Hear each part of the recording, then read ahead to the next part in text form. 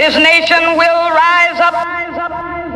But 100 years later, the Negro still is not free. 100 years later, the life of the Negro is still sadly crippled by the manacles of segregation and the chains of discrimination. This nation will rise up. But 100 years later,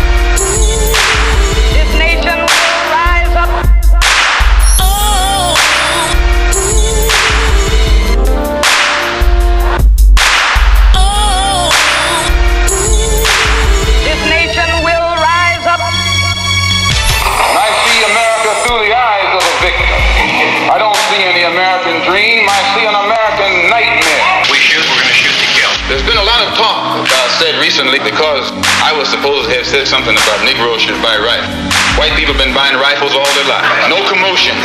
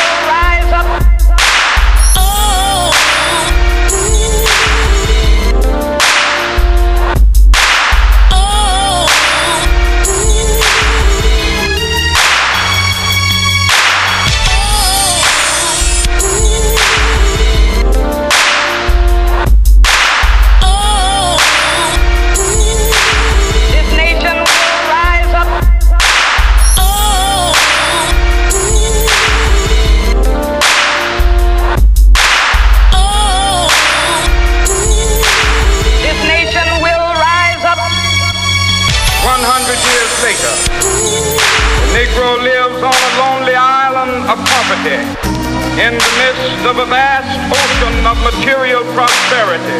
100 years later, the Negro is still languished in the corners of American society, finds himself in exile in his own land.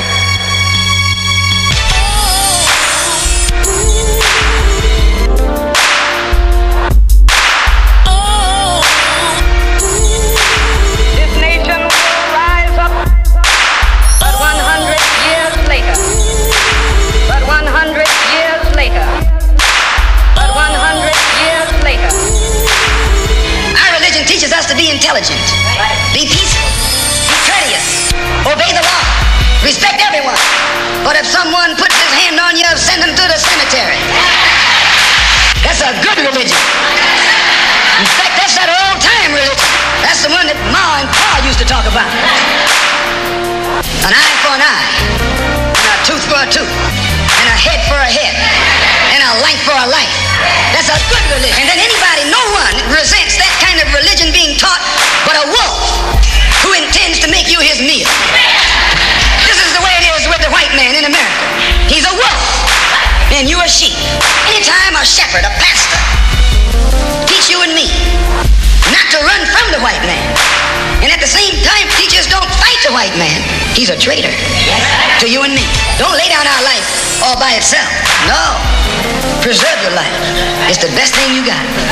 And if you got to give it up, let it be even Stephen. The slave master took Tom and dressed him well and fed him well and even gave him a little education.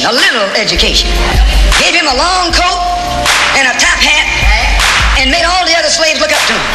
Then he used Tom to control them. The same strategy that was used in those days is used today by the same white man. He take a Negro, so-called Negro, and make him prominent.